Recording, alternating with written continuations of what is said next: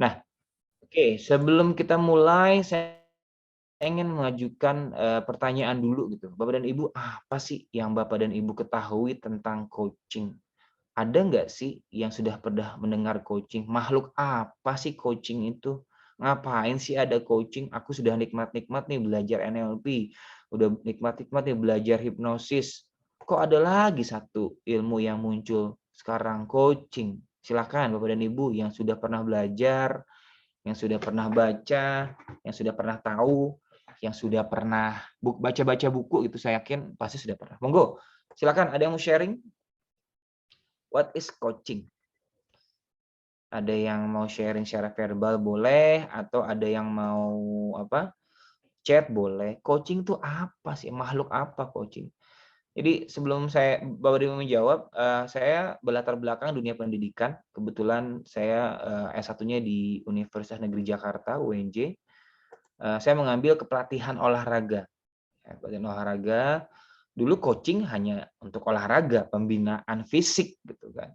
Kita buat buat program latihan untuk membina atlet. Tiba-tiba tahun 2000-an booming dengan istilah coaching. Dan sekarang sangat banyak peminatnya. Ada corporate coaching, ada life coach, ada juga life coach gitu kan. Bahkan kalau tanpa disadari ada juga psikoterapi coaching gitu kan. Monggo silakan Bapak dan Ibu, ada yang sudah pernah belajar, baca, mendengar, berpraktek, apa itu coaching? What is coaching? Anyone? Ada yang mau sharing?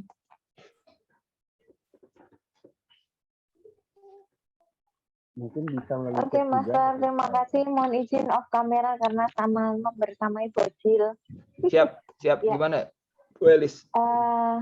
Coaching saya pernah mendengar sih, Master ya. Jadi intinya adalah kalau coach adalah seorang pelatih ya. Kalau coachingnya adalah prosesnya, metodenya nanti pendekatannya mungkin bisa ya di berbagai macam di mix and methods, dalam artian karena kebanyakan sih untuk ini ya kegiatan yang ada praktek gitu ya. Jadi sebuah pelatihan. Kalau di kami dunia, kebetulan kami di konsennya di kesehatan, jadi pernah ada pelatihan untuk PPG-DON atau pertolongan pertama gawat daruratan ya, itu ada coachnya itu. Berarti coachingnya adalah sebuah ini ya sama metode pembelajaran, hanya nanti lebih ke praktek dan ada pembimbingnya atau pelatihnya. Itu sih, Master.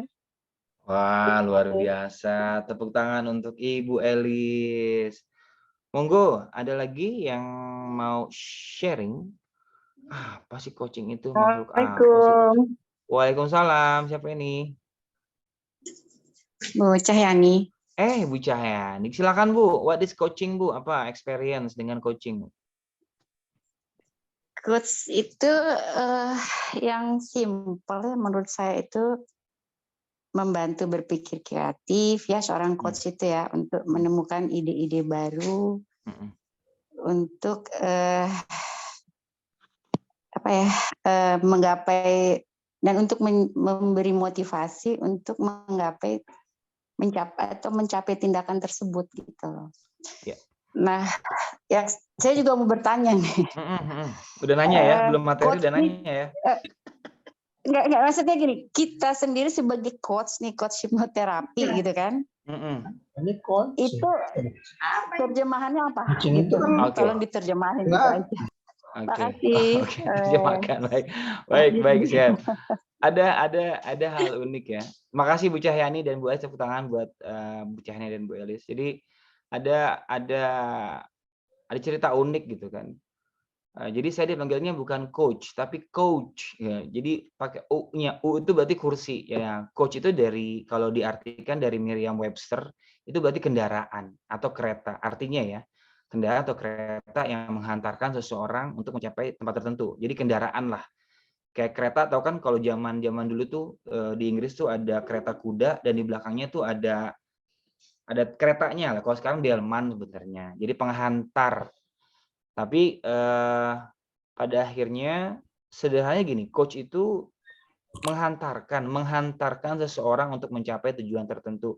Tadi persis yang disampaikan sama Bu Cahyani, saya sepakat dengan hal itu, Bu. Jadi mengawal. Nah, mengawal itu gini, coach itu satu fenomena unik yang saya suka dari seorang tokoh nasional kita namanya Ki Hajar Dewantara. Beliau mendirikan Taman Siswa. Jadi kita tahu ya, salah satu pendidikan di dunia ini yang berkembang adalah di Finlandia. Lalu dikisahkan ada guru-guru dari sebuah sekolah swasta lah ya, dari sebuah sekolah swasta, mereka berkunjung ke Madania, mereka berinteraksi dengan guru-guru di sana. Lalu mereka bertanya, kenapa sih di Finlandia itu pendidikannya meningkat, kualitas anak-anaknya belajar juga kualitas ya, not quantity. Lalu ada cerita unik. Dari mereka bilang gini, kita dulu pernah belajar ke satu tempat di Indonesia namanya Taman Siswa.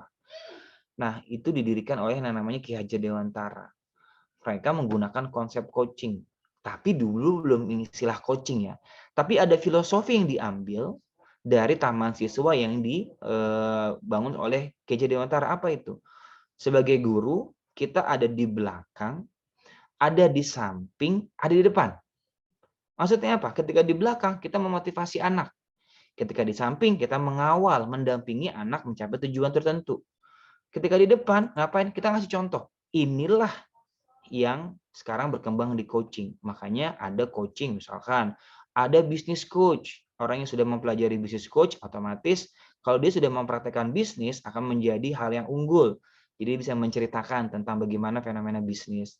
Life coach, berarti orang yang sudah memberikan gambaran tentang bagaimana kehidupan. Nah, nanti setiap coach itu akan bekerja berdasar kompetensinya masing-masing. Tapi kalau pertanyaan tadi dari Bu Cahyani, apa tuh coach secara sederhana? Ya sebuah kendaraan.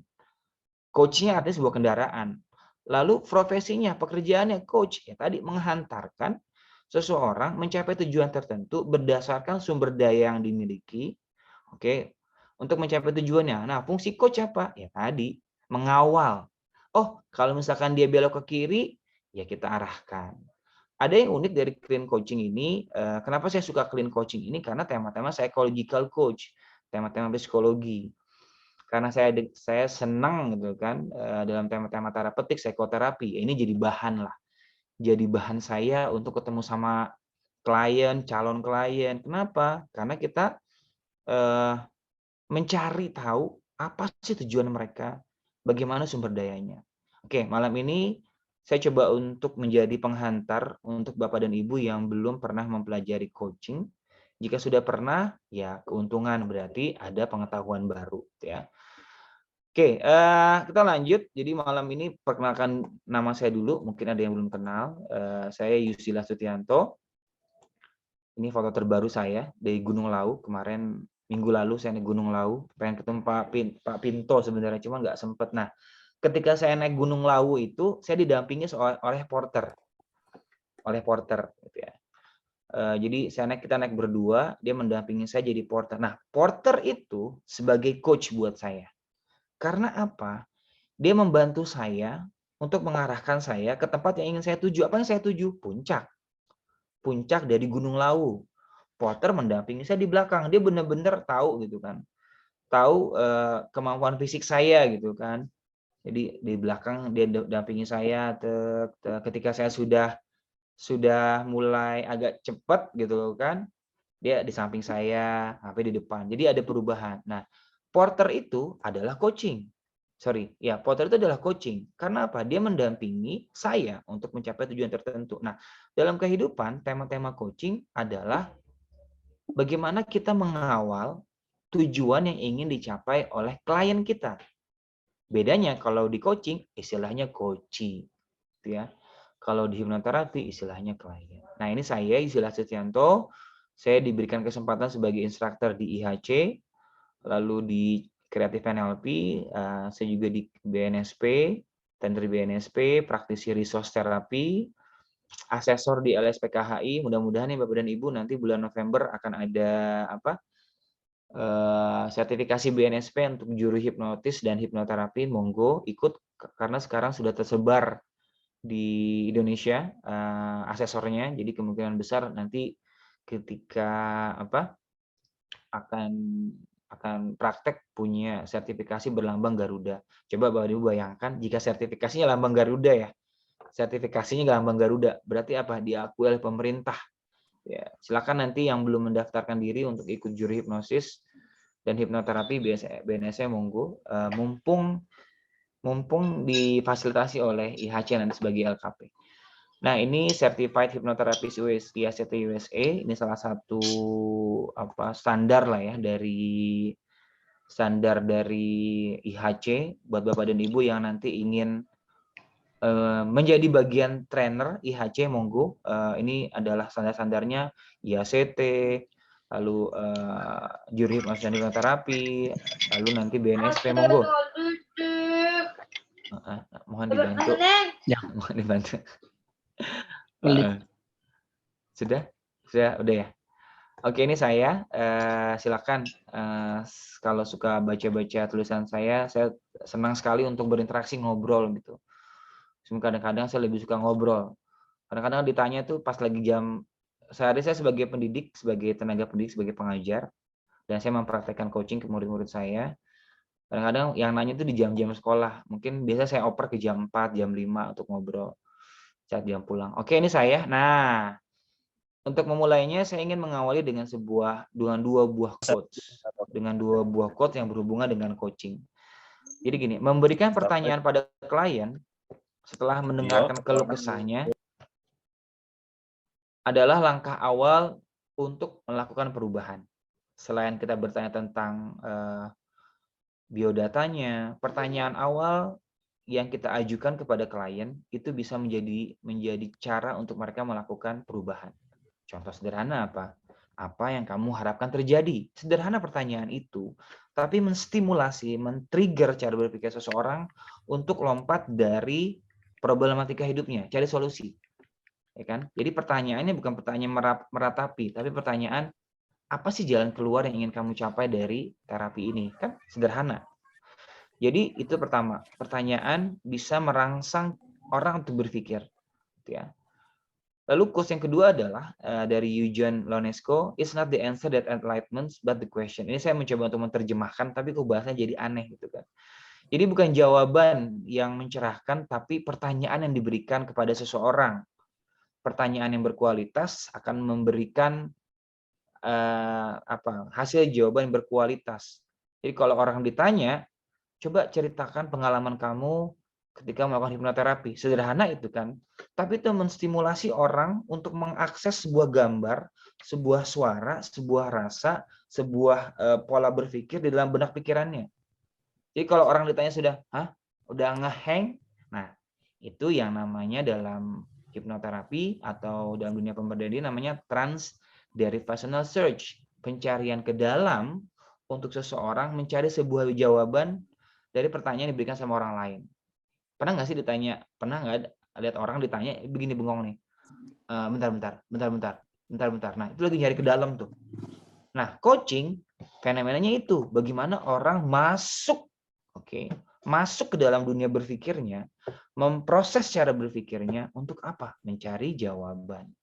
Ya.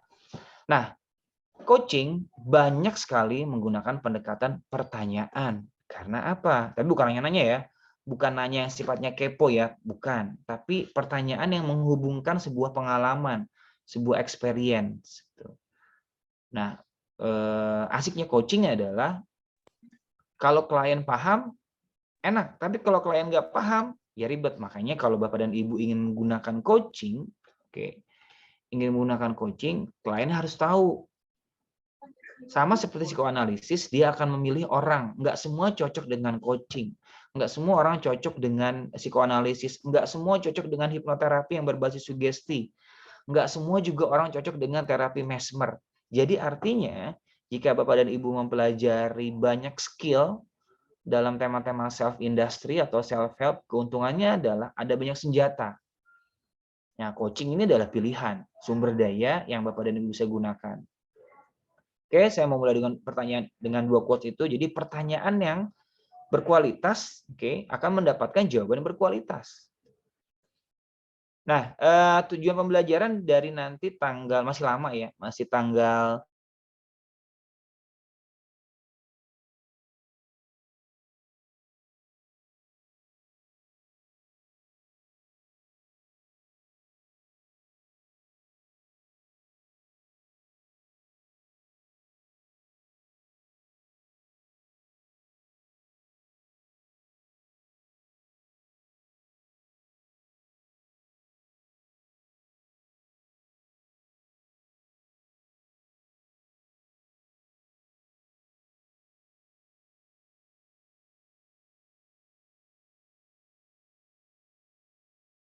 kayak apa tuh panacea?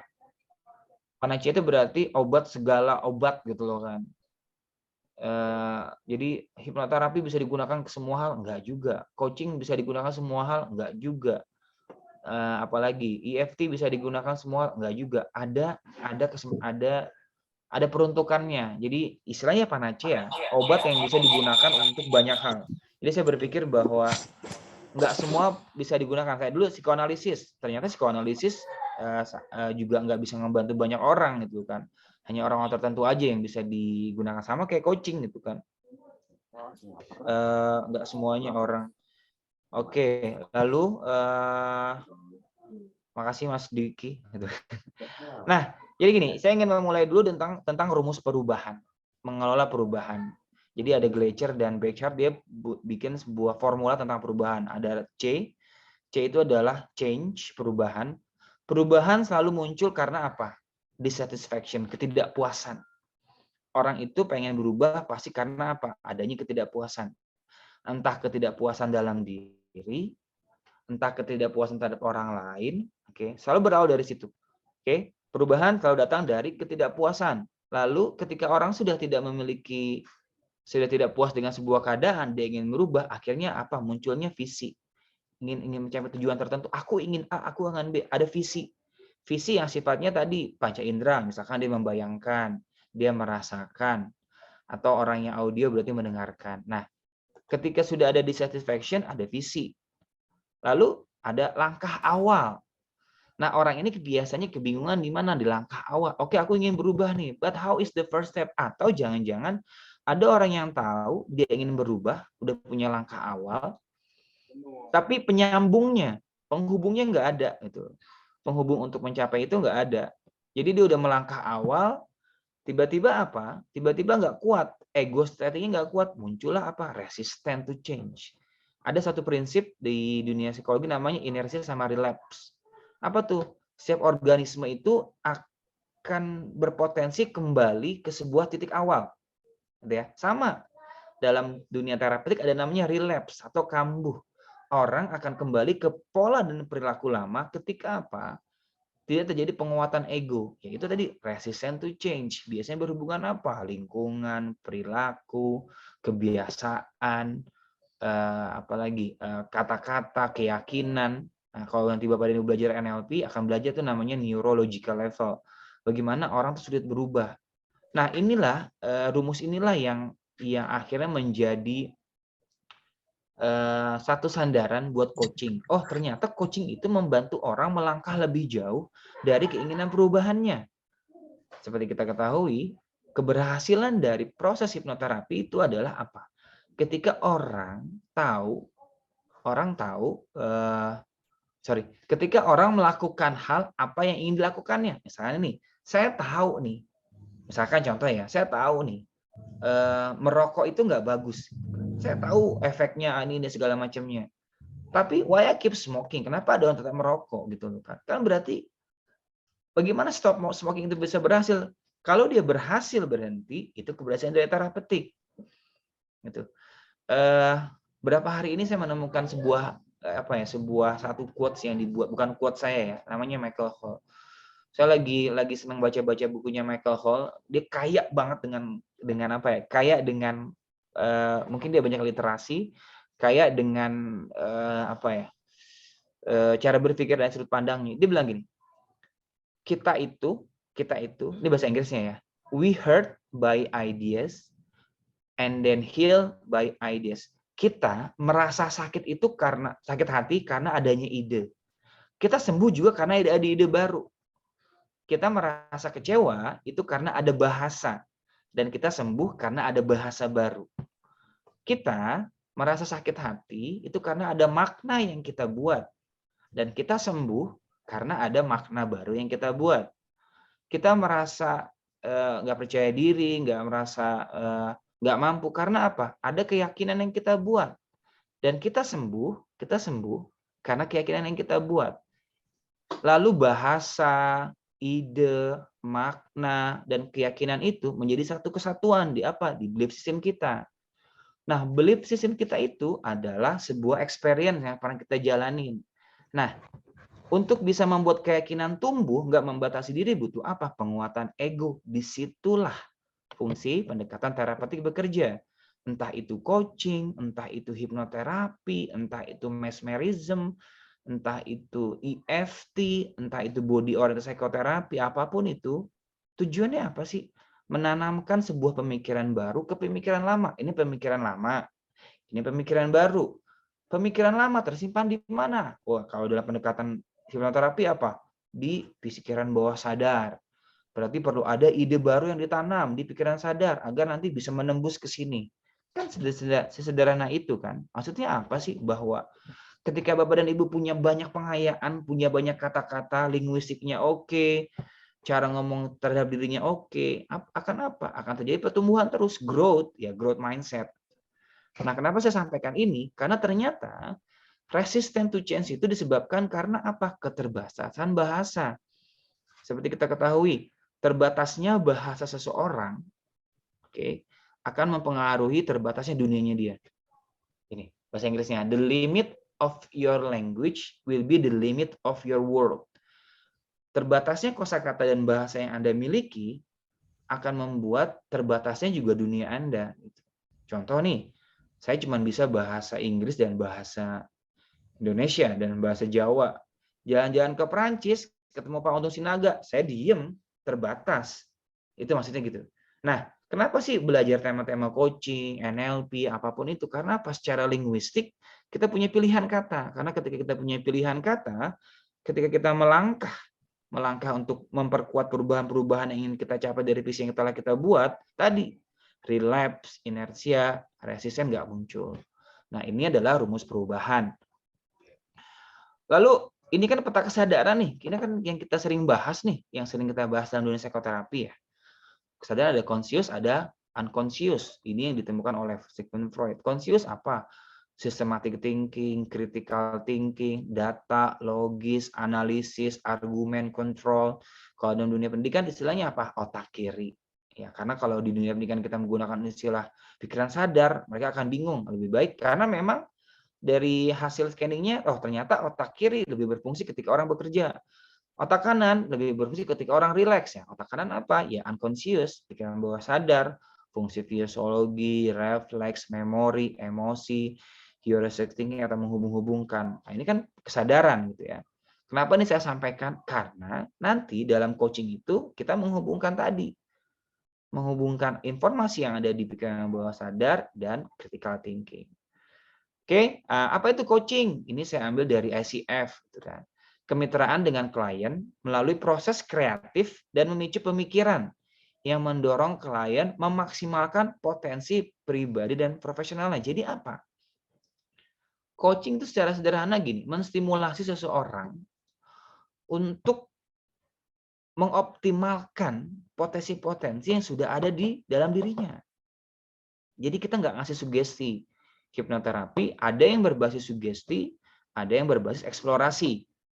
Ya, seperti ketahui ya, kalau di A1 kan temanya tema sugestif, menanam. Menanam apa? Menanam memori baru, menanam apa? Menanam keyakinan baru, menanam apa? Sudut pandang baru, sugesti. Kalau kita tarik lagi, apa itu sugesti? Ide, saran, dan pengaruh yang diberikan kepada orang lain tanpa dikritisi. Itu adalah esensi dari hipnosis. Lalu apa esensi dari hipnoterapi? Bagaimana seseorang dalam tema-tema terapeutiknya itu nggak sensitif lagi lah. Nah, jadi kalau coaching, saya sederhana adalah saya menghantarkan seseorang, kayak tadi saya cerita naik gunung, porter itu menghantarkan saya naik ke puncak Gunung Lawu dengan apa yang saya miliki. Dia nanya sama saya, Mas, masih kuat nggak Mas? Masih. Dan dia juga mengatur ritme saya itu. Mas, namanya naik gunung, Bapak dan Ibu kalau pernah naik gunung pasti tahu dong, naik gunung Lawu gitu kan. Tek tek. Oh, ada ritme cepat nih. Bonus, berarti agak cepat. Oh, nanjak tinggi nih, ritme pelan. Nah, porter,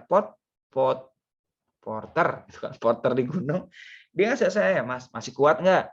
Mas, istirahat dulu ya, di depan tanjakannya ada ini. Nah, fungsi coaching itu. Jadi coaching adalah bagaimana kita dengan klien, bekerja sama, melalui proses kreatif untuk memicu dan menstimulasi cara berpikir klien untuk mencari jalan keluar dengan kompetensinya sehingga kapasitasnya meningkat. Itulah coaching. Yang ini saya ambil dari ICF penjelasannya. Kalau kemitraan. Jadi kita nggak ngasih sugesti, kita nggak ngasih saran, kita nggak ngasih. Jadi ada yang unik di coaching itu. Di situ ada humanistic psychology, ada cognitive psychology, ada beberapa tema-tema psikologi di sini yang muncul gitu. Termasuk apa? Humanistic. Sebagai seorang coach, kita kan Bapak dan Ibu yang sudah pernah belajar coach, kita nggak boleh melabel, nggak boleh ngejudgment, nggak boleh bahasanya nggak boleh ya.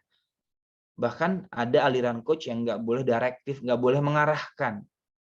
Tapi dari beberapa literasi, dari beberapa workshop yang saya ikuti, ya coaching yang mengarahkan. Walaupun dalam titik tertentu kita nggak perlu. Ya tadi, prinsip yang saya gunakan, prinsip yang digunakan oleh Ki Hajar Dewantara.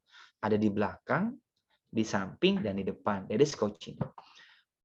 Oke, mengapa coaching? Nah, coaching adalah proses pembinaan yang terkait dalam kehidupan nyata tertentu yang membutuhkan solusi unik yang bermakna. Jadi tema-tema realistis ya, misalkan business coaching, life coaching, apalagi banyak coaching.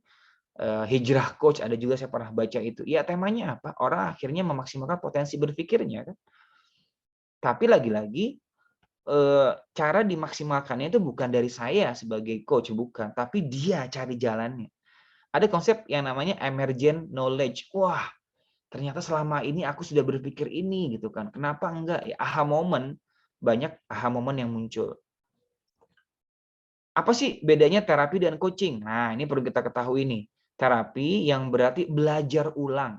Terapi itu belajar ulang, latihan atau pemberian sugesti, saran dan pengaruh tadi. Prosesnya adalah memberikan kesembuhan secara mental dengan proses olah pikir, secara mental ya, healing. Kita menggunakan healing lah, makanya tema-temanya self help. Jadi tema-temanya adalah pemberian sugesti, saran. Kamu harusnya begini, mulai sekarang dan seterusnya. Itu saran tadi, sugesti itu. Lalu terapi diberikan kepada mereka yang memiliki luka batin, sakit hati atau traumatik biasanya. Ya, jadi tema-tema terapeutik itu sakit hati, pemaknaan yang salah, pemaknaan yang keliru, luka batin, ya sakit hati, terapi itu. Ya, kita ngasih saran dalam orang masuk ke dalam kondisi tertentu. Ada yang unik. Mereka yang senang dengan konsep hipnosis, kalau mereka memberikan terapi itu, orang akan dipandu masuk ke dalam kondisi trance. Entah medium trance, entah deep trance. Ketika dalam orang kondisi trance, kan gini nih, ini filosofi self help. Ini hipnoterapi.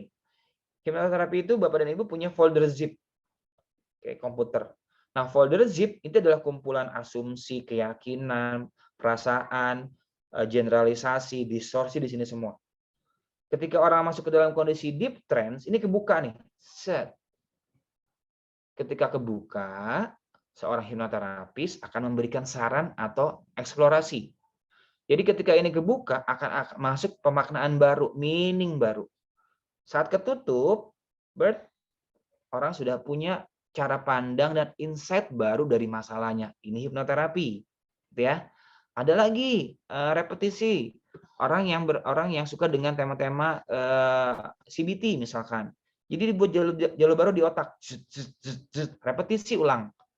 NLP mainnya di sini nih. Karena NLP dekat dengan CBT. Jadi orang punya neuron baru, jaringan baru di neuronnya lah. Neuroplastisinya kebentuk. Nah, coaching bagaimana? Coaching di antara keduanya. Oke. Coaching ini ada experience selama kebuka. Di sini kebuka lagi. Ada matriks pengalaman. Di sini kebuka lagi, saat semuanya kebuka, tek tek tek terhubung. Ada jaringan yang saling menghubungkan. Cus di neuron ya, di neuron. Kan kita tahu ya, saat neuron bekerja secara optimal, artinya apa? Semua holistik kan, cara berpikir, merasa, mendengar, panca indera, semuanya kan bekerja ketika orang happy learning, apa yang terjadi? Pertumbuhan baru. Nah, coaching di situ. Jadi ketika orang dipaksa berpikir, ini akan pas ke sini bertahan nih. Itulah yang namanya aha moment. Terapi tadi modelnya kayak membuka folder zip. Lalu coaching apa? Coaching ini kecenderungannya diberikan kepada orang yang secara mental baik-baik saja. Jadi nggak ada pengalaman sakit hati. Karena saya pernah nih menggunakan coaching sama orang yang baru diputus pacarnya. Nggak dapet. Dia nggak butuh coaching. Dia butuh saat itu diempati dulu, didengar dulu keluh kesahnya, hadir dalam talking cure. Jadi tema-tema talking cure dalam terapi itu. Orang baru putus pacar, kita kasih coaching, nggak dapet. Kan nggak cocok kan? Kan berarti coaching akan bekerja by konteks, coaching akan bekerja by apa? By situasional. Oke, jadi memang coaching digunakan untuk apa? Orang akhirnya mencari cara untuk meningkatkan kompetensinya. Makanya ada coaching based kompetensi, ada banyak sekali coaching. Intinya adalah apa sih? Memaksimalkan kompetensi dan kita fokus ke depan. Jadi fokusnya ke masa depan, bukan di masa lalu. Ya, ada juga yang bilang coaching berorientasi pada outcomes. Coaching diberikan kepada seseorang yang memiliki kapasitas ego atau ego strength yang cukup saat menghadapi tantangan dalam kehidupan dan siap diberikan pendekatan coaching. Dan siap, ada kesiapan. Jangan orang nggak tahu coaching, nggak kenal coaching, kita tawarkan coaching, ya udah ribet, bingung dia. Karena coaching memang ada banyak modelnya. Nanti ada grow coach, ada teknik grow, ada juga bahkan saya pernah baca buku namanya meta coaching. Artinya memang benar-benar seorang coach itu harus menyimak secara utuh bahasa verbal dan non-verbal yang disampaikan sama klien atau coachee. Lalu ketika mereka merespon, melakukan verbalisasi, kita tangkep tuh, jebret. Dia ngomong apa? Oke. Dari omongan ini pengen kita lempar kemana nih? Ke sana atau ke sini? Nah, makanya saya bilang tadi, pertanyaan yang diberikan sama coach bisa apa? Membantu klien menemukan solusi dari masalah yang sedang dihadapinya. Nah, inilah bedanya terapi dan coaching. Nanti ada lagi tuh, apa? Mentoring, konseling, konsultasi. Beda, kita nggak akan bahas itu. Ya, konseling sederhana, menyimak, mendengarkan. Konsultasi apa? Bertanya tentang sesuatu. Ada lagi training, beda lagi. Nah, saya hanya mempersempit makna antara terapi dan coaching. Terapi mengatasi tema-tema yang terkait dengan luka batin, sakit atau traumatik, atau mungkin fobia, kan? Nah, coaching tema-tema yang orang ingin meningkatkan potensinya. Oke, selanjutnya adalah ini apa nih? Tujuannya apa sih? Nah, nih, tadi kan membuka potensi orang untuk memuaskan kinerja mereka sendiri kan. Artinya performa lah. Performa, lalu menghubungkan peta berpikir sesuai dengan sumber daya dan kemampuan berpikir klien. Oke, manfaatnya ini saya umum dulu ya. Ini manfaatnya unik nih. Ada self awareness, kesadaran diri. Ada resiliensi diri, ketangguhan. Kan sekarang tema-tema lagi diangkat kan ini ya, resiliensi ya. Resilience, orang artinya ini lagi mahal nih tema-tema resiliensi diri nih. Bapak dan Ibu, kalau Bapak dan Ibu belajar coaching, keuntungannya tadi bisa membuat orang menyadari bahwa dia punya potensi untuk terus dikembangkan. Itu resiliensi diri. Maksudnya apa? Ketangguhan mental, nggak baper. Ini di usia SD, SMP, SMA, coaching udah bisa masuk. Artinya apa? Memunculkan rasa tangguh. Oh, aku kalah nih, nggak apa-apa. Karena di dalam pendidikan saya merasa bahwa anak sekarang setelah 2 tahun mereka di rumah gitu kan, mereka jadi gampang baper lah, bahasa anak sekarang tuh frustratif gitu kan. Itu makanya coaching bisa ngebantu lah sebagai pendekatan ya, selain sebagai hipnoterapi. Kolaborasi, self efficacy, ini paling inti juga nih, orang suka dengan dirinya sendiri gitu, efikasi gitu. Ini tema yang jarang dibahas lah. Komunikasi jelas, work balance, ada life coach. Nanti saya kebetulan nggak di tema-tema itu. Mungkin nanti ada yang mau ngembangin ke situ tentang life coach, keseimbangan hidup. Ini adalah peningkatan kesehatan mental. Ini 7 manfaat coaching. Lalu nanti ya, intervensi. Nah, ini yang tadi saya sampaikan, ada 2 jenis intervensi. Ada yang beraliran coaching itu nggak boleh mengarahkan, nggak boleh non-directive, nggak boleh mengarahkan, nggak boleh presposisi, nggak boleh judgment, nggak boleh ada agenda, nggak boleh. Kalau hipnoterapi kan punya agenda. Apa? Klien melakukan perubahan. Tapi kalau coaching juga sama, tapi ada juga yang nggak seperti itu. Makanya dibagi 2 nih. Ada yang autoritatif, otoriter lah gitu. Yang sifatnya perspektif, preskriptif, menentukan, informatif, atau konfrontasi, menantang. Kita perlu menantang cara berpikir coaching. Meskipun saya pernah punya klien, saya tantang berpikirnya nggak suka, besoknya nggak mau datang. Karena apa? Nggak semua orang suka ditantang cara berpikirnya, resistensi. Dalam psikoanalisis namanya apa? Counter transference, menolak. Jadi ini tema-tema otorat. Tapi boleh juga, kenapa? Karena misalkan nih, temanya bisnis coaching, ya perlu pendekatan ini. Otoritas, apalagi misalkan capacity building, perlu. Karena apa? Ada skill yang ditawarkan. Tadi Bu Elis, perlu otoritas. Kenapa? Ada kemampuan yang ditawarkan. Kalau bicara kapasitas, ya berarti otoritas. Lalu ada yang sifatnya fasilitatif. Katarsis. Nah, ini nih berhubungan sama tema-tema terapeutik. Orang dibantu ngomong aja, bercerita, lalu katalis sampai suportif. Yang tadi. Jadi kita sekarang memahami ya, coaching adalah bagaimana membuat seseorang memaksimalkan potensinya dengan cara berpikirnya sendiri, dengan sumber dayanya sendiri untuk apa? Mencari solusi berpikir. Ya. Jadi potensi yang dikembangkan. Jadi saya ini udah punya potensi, nggak perlu lagi saya ditambah-tambahin. Karena apa? Kalau sugesti langsung, kadang-kadang resistensi. Aku nggak bisa begitu. Itu bukan gaya aku. Pernah nggak sih ketemu orang, dinasehatin, dikasih saran, tapi dia bilang begitu. Itu nggak gua banget, nggak bisa. Nah, itu yang muncul kalau kita menggunakan pendekatan otoritas. Tapi kalau kita menggunakan pendekatan coaching, oke, kamu maunya apa? Oh, aku maunya ke sana. Kira-kira kalau kamu ke sana caranya bagaimana? Oh, begini caranya.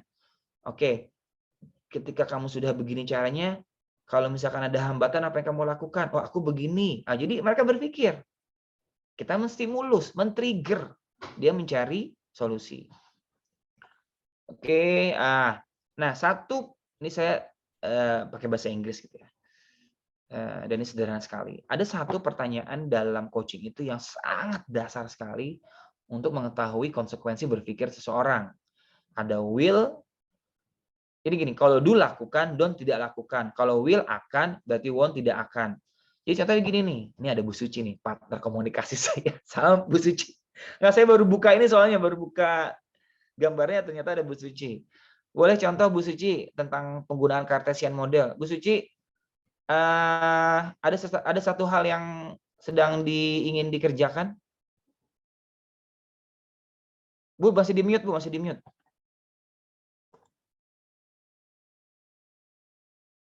Oh, nggak bisa ya? Oh, bisa.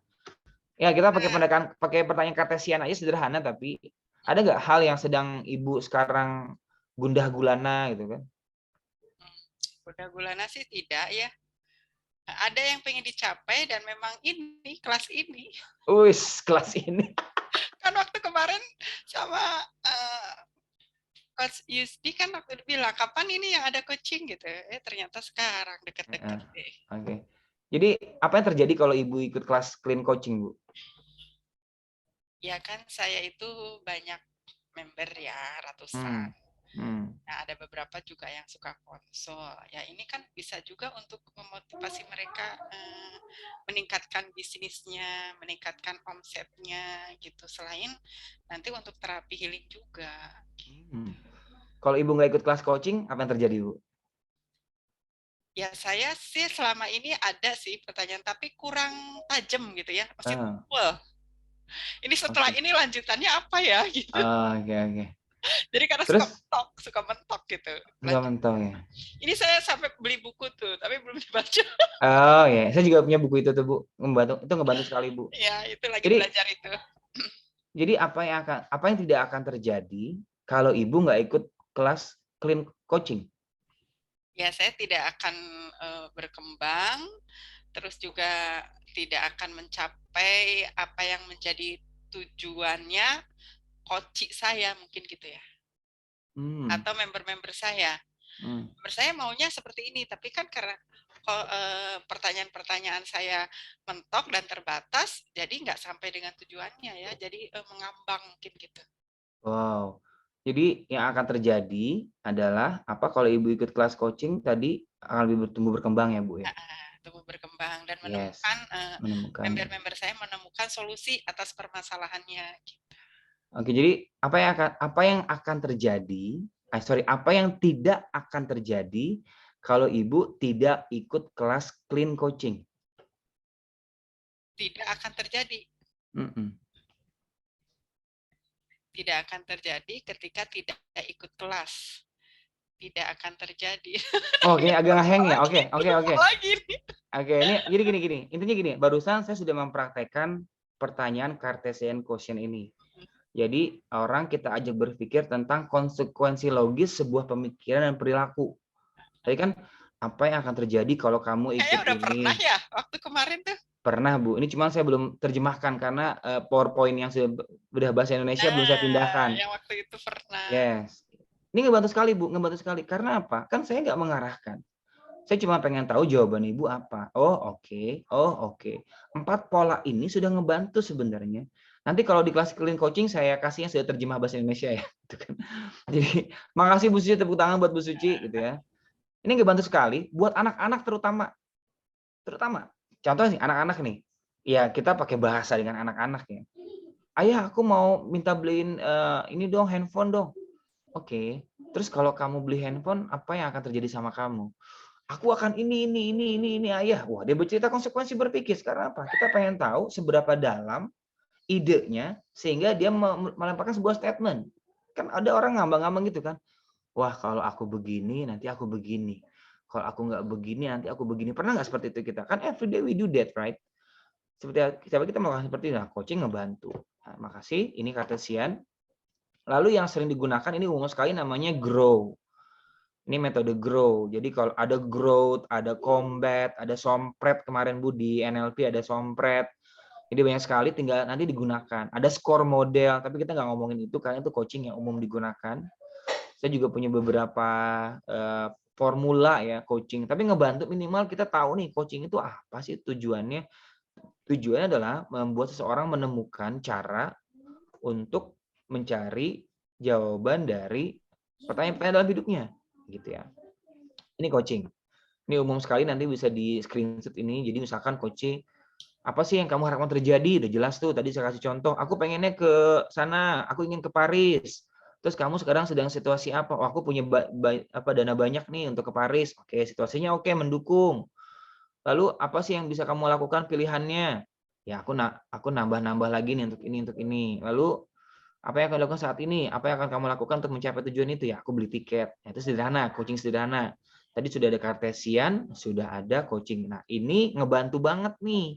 Untuk apa? Kita tahu klien itu sudah punya kapasitas ego belum untuk mencapai tujuannya. Kalau dia belum punya kapasitas ego untuk mencapai tujuannya, ya kita kasih sugesti. Kita kasih saran dengan pendekatan apa? Hipnoterapi, boleh.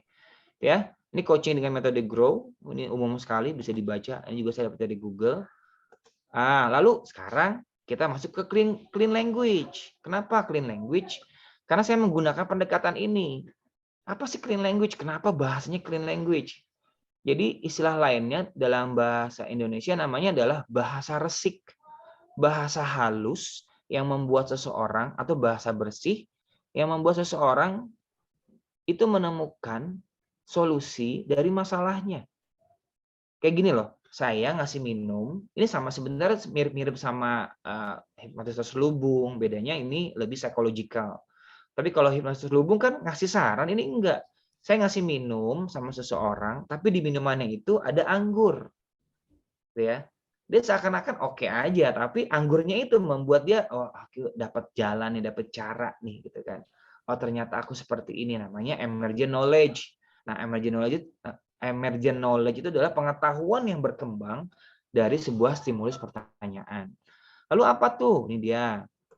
pola pertanyaan dalam proses coaching yang menghubungkan peta internal yang belum tertata di pikiran bawah sadar seseorang.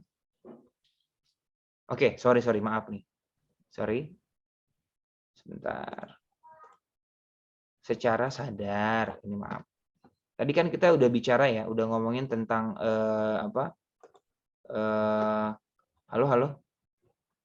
Belum share ya?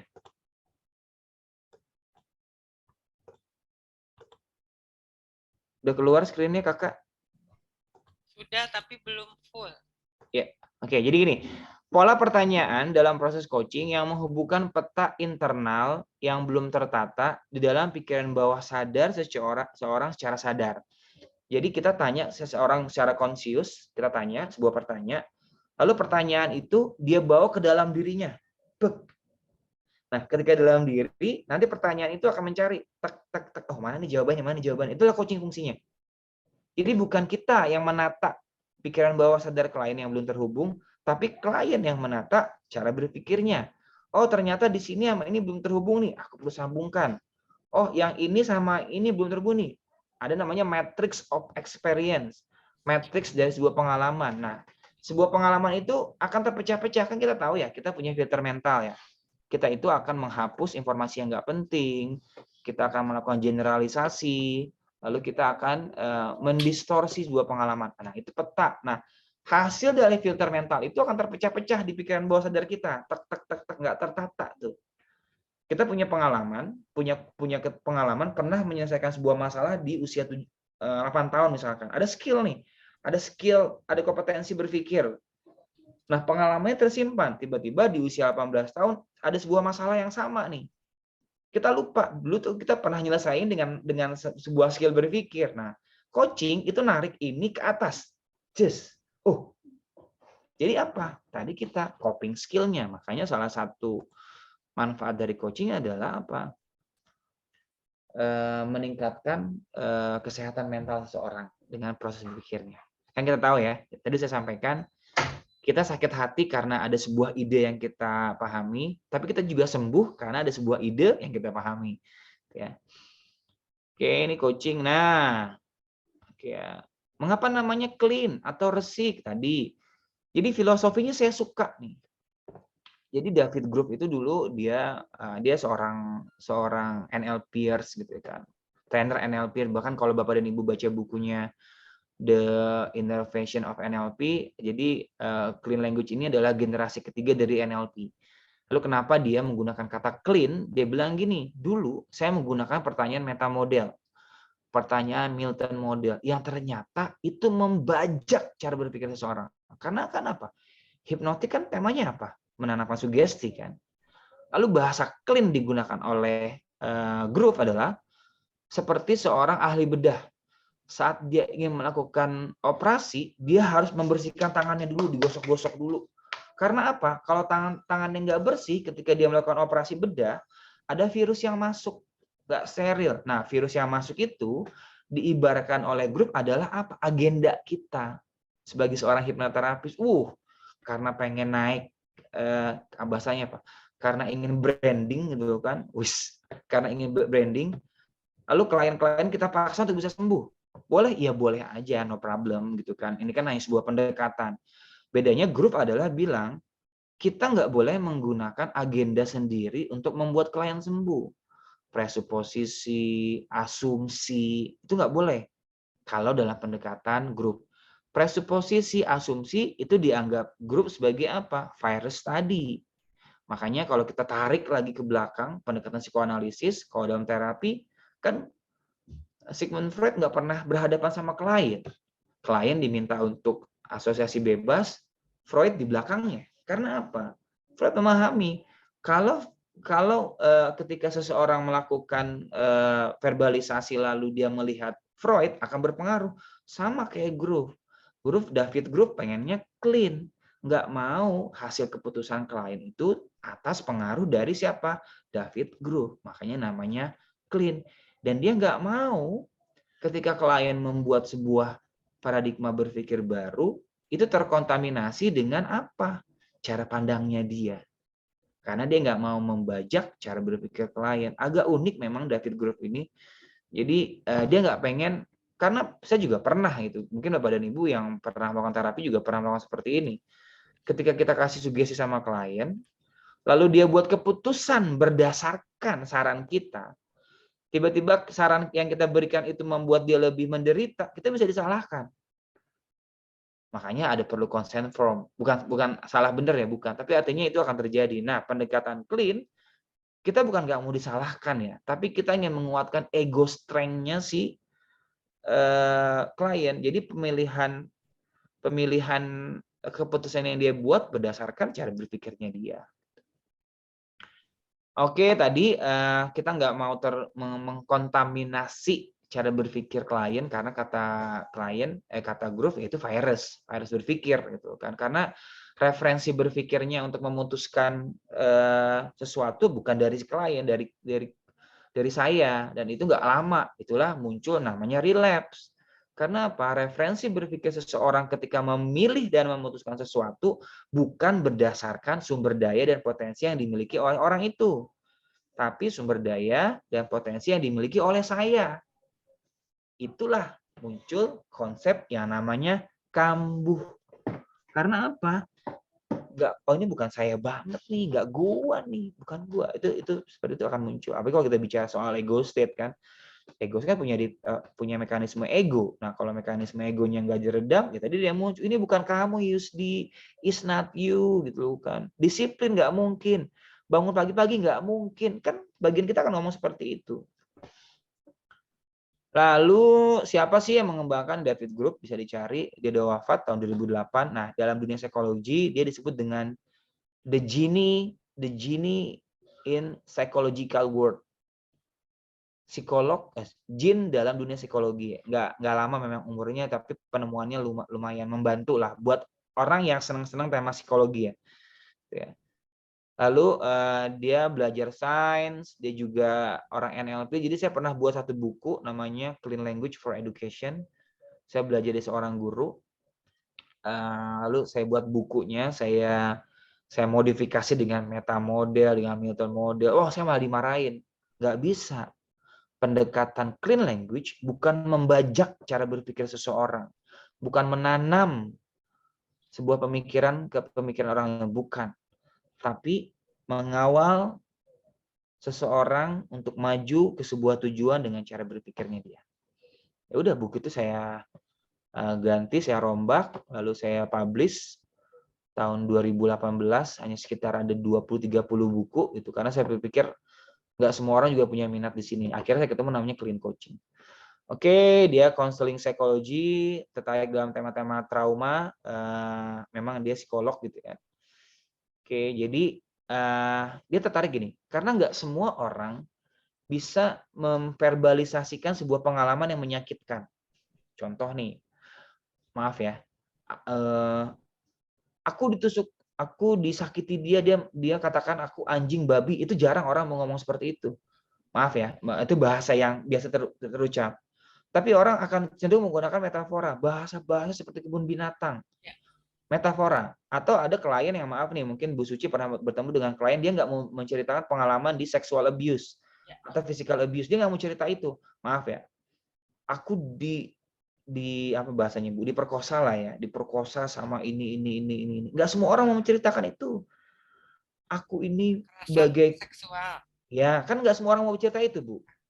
Ya kan? Dalam klinis ya, Bu, berhadapan one-to-one nggak mau cerita. Dia kan akan menggunakan metafora seperti ini. Aku itu dulu ibarat bunga yang sedang merekah. Tiba-tiba ada kumbang kasar yang menghancurkan keindahanku. Kan metafora kan? Karena apa? Ya kalau di NLP kan kita meta model, Bu.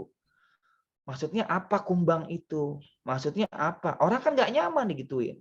Nah, Grove ketika orang melakukan metafora-metafora itu, oke, sekarang hidup kamu seperti kumbang yang diambil, tadi saya lupa, diambil bunganya oleh kumbang kasar. Lalu apa yang kamu harapkan terjadi terhadap bunga itu? Grove melanjutkan itu dengan metaforanya. Dia nggak mau mencari tahu Apa sih yang kamu maksud dengan kumbang kasar? Apa sih yang kamu maksud dengan tadi apa? Kembang merekah lalu dihempaskan? Nggak mau Freud. Freud lagi Groove. Karena kan nggak semua orang mau bercerita, Bu. Nah, jadi Groove juga menggunakan pendekatannya Eriksenian, apa? Utilisasi. Itu dia, lalu membantu penyembuhan kalian dengan metafora, ini jelas. Saat metafora diuji, ada namanya idiosyncratic element. Jadi ada yang berkembang pemikirannya dengan metafora itu. Oke, selanjutnya metafora memiliki struktur dan logika internal yang selalu koheren dan konsisten sepanjang waktu. Nah, ini dia grup, lalu ini tambahannya nanti tentang metafora lah ya. Jadi nanti ada semua kan di kelas. Insya Allah Ibu, nggak semua juga Bu, yang saya praktekkan aja Bu, best practice Bu, saya ngeri. Kalau saya ada semua ntar tahu-tahu Ibu ketemu, oh ini nggak diajarin nih, saya ngeri juga gitu kan. Gitu ya. Jadi clean language adalah pertanyaan yang hanya menggunakan elemen dari persepsi manusia, ruang, waktu, kategori, atribusi, dan intention. Nanti kita praktek coba. Jadi teknik ini dinamakan clean language karena terapis tidak mencampuri urusan pasien dan hanya menggunakan pertanyaan sederhana dengan menggunakan kata-kata, frase, atau kalimat yang digunakan oleh pasien. Kalau di coaching kan ada namanya paraphrasing kan. Nah, kalau di clean language namanya parrot phrasing. Jadi kita mengulang bahasanya klien. Oke, dari terinspirasi dari sains, sistem penerbangan dan jaringan, ia mengembangkan clean space. Nanti ada lagi clean space. Clean space itu mirip-mirip ini ya, apa ya? Jadi misalnya gini, kalau clean space gini. Bu Suci mau, ini kan Bu Suci nih. Bu Suci mau ke sini, tek. Nah, di tempat tujuan yang ingin dicapai itu ada sebuah jarak, ada space. Ada space yang dia harus petakan untuk mencapainya itu. Nah, clean space berarti daerah kosong yang harus diisi oleh siapa? Si coach. Nah, coach yang taunya itu. Dan nanti terjadi apa namanya emergent knowledge. Oh, rupanya aku kalau ke sana aku harus ini. Oh, aku harus menggunakan A. Oh, tapi kalau A nggak mungkin. Karena kalau A itu saya melibatkan orang lain. B aja. Karena kenapa? Oh, kalau aku menggunakan B, itu caraku untuk mencapainya. Dan aku bisa itu. Gitu. Clean space itu nanti. 3 modelnya tadi pertanyaan yang mengembangkan, developing question, pertanyaan pada proses dan sumber, lalu pertanyaan pada niat perubahan. Wah, lama juga ya. Jadi apa tuh clean coaching? Jadi clean dari coaching, dari tadi saya sudah jelaskan coaching, lalu ada clean language. Clean coaching adalah gaya lagi-lagi dan strategi dan seperangkat teknik yang digunakan untuk membantu coach menemukan solusi berdasarkan proses berpikirnya. Oke, tadi fungsi dari clean untuk mengakui knowledge, pengalaman yang telah dialami sama klien. Lagi-lagi ini terjadi transferensi di sini, mengarahkan, lalu mengarahkan untuk mencari sumber daya dalam diri untuk memecahkan solusi pribadi. Ini fungsinya.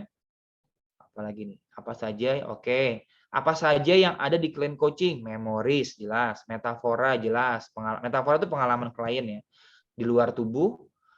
Misalnya gini, ada dinding pemisah antara saya dan istri. Dinding itu tinggi, kokoh, kuat, dan suka ditembus. Ini metafora. Gitu kan. Ada lagi misalkan, ada beban yang selama ini aku pikul. Nah, itu kan metafora. Ada apa lagi? Ada sakit hati yang selama ini aku pendam. Itu kan metafora. Ada kekecewaan yang selama ini masih menggantung di pikiranku, metafora. Sederhana gitu kan. Tapi itu suka nah kita kalau NLP kan cari tahu kan, apa sih struktur deep structure-nya. Nah, clean language nggak memperdalam sebuah metafora gitu. Biarkan aja metafora itu ada. Tapi kita akan memunculkan metafora yang baru yang tujuannya apa? Metafora lama menutup, metafora yang baru menutup gitu. Merubah lah. Ada simbol nanti psychological and physical feeling located in their body. Saya sakit di sini. Sakitnya tuh di sini gitu kan. Nah, kita bilang saat sekarang Anda sakitnya di situ. Kita tunjuk saat sakitnya di situ, di situ, di situ. Simbol kan ini kan simbol perasaan, feeling. Lalu apa yang kamu harapkan terjadi? Aku ingin rasa sakit ini hilang saat ini. Nah, oke. Itu bocoran. Anatomi kan gini, ini kan berhubungan sama body oriented psychotherapy. Minimal gini lah, kalau kita punya pilihan, kan kita kan kalau Bu Suci kan NLPers kan, berarti kan prinsipnya modeling gitu kan. Jadi kalau yang bagus, yang bisa bekerja itu dipakai gitu. Jadi jangan juga kaku. Dulu saya kaku Bu, pakai clean language. Kalian bingung, saya pikir, oh nggak bisa gini juga. Ya kita harus punya banyak strategi gitu loh kan.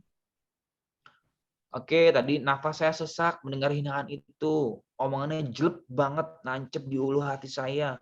Gondok rasanya. Ya, ini kan kata-kata. Lalu semantik ini ada.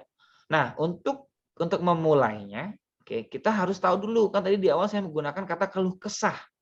Oke ya. Jadi ketika ada orang mengeluhkan sesuatu, kita perlu mengetahui nih. Apakah ini masalah? Apakah ini remedy? Outcome? Atau resource, sumber daya. Maksudnya apa nih? Aspeknya nih, diinginkan. Problem nggak diinginkan. Dimiliki, ya. Yang diinginkan apa? Hilang. Contohnya gini, saya kesal dengan Bu Suci. Oke, kan saya kesal itu ada kan masalahnya. Bu Suci jadi masalah kan? Dimiliki, iya. Gitu kan. Apa yang diinginkan? Ya saya ingin hilang. Maaf ya Bu Suci, bercanda Bu Suci. Saya soalnya lihat Bu Suci doang. Gitu kan. Jadi ada masalah yang sedang dihadapi. Ada lagi remedy.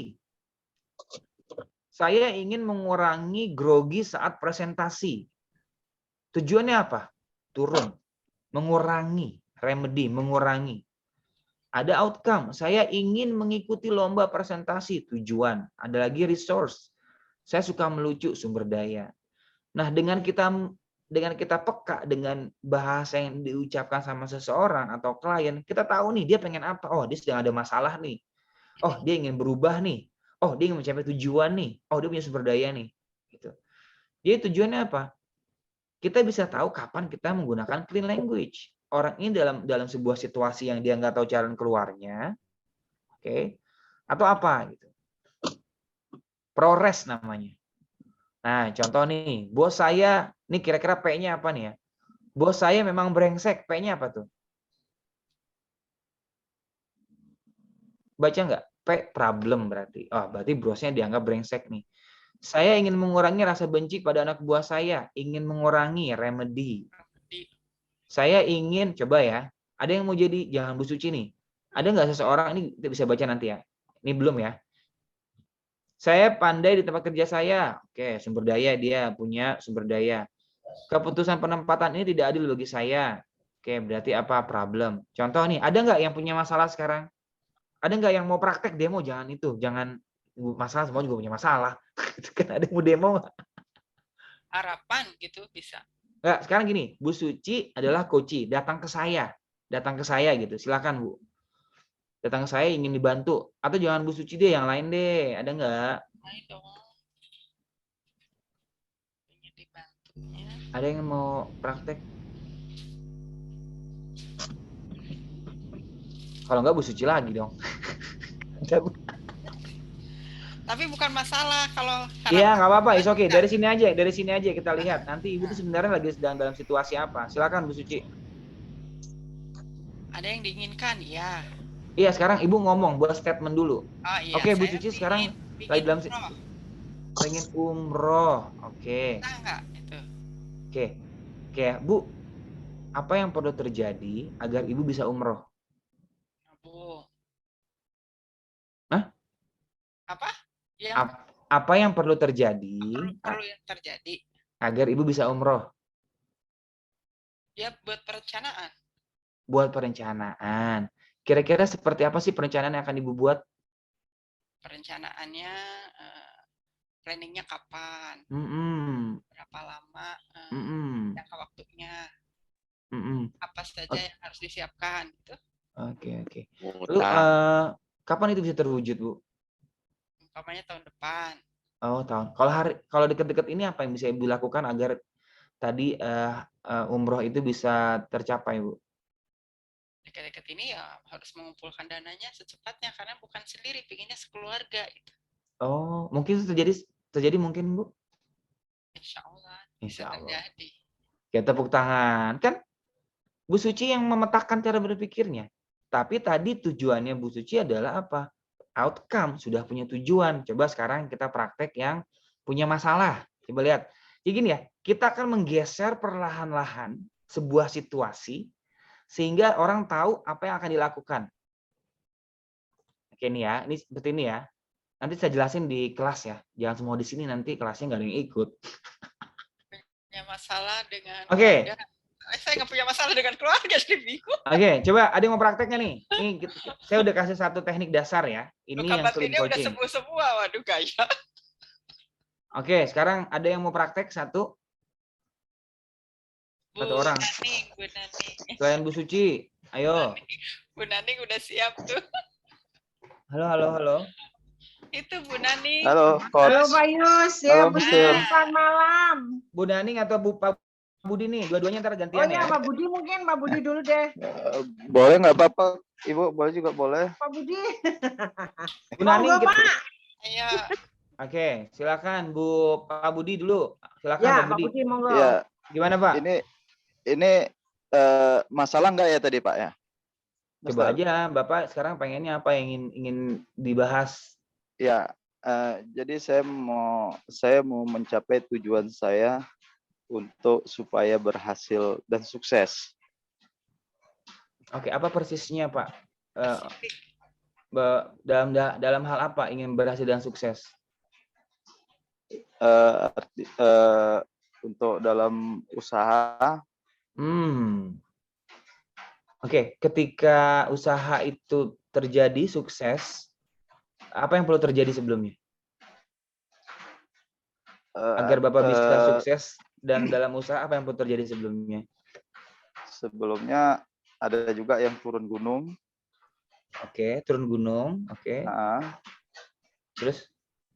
Ada juga yang ya banyak lah yang gagal untuk.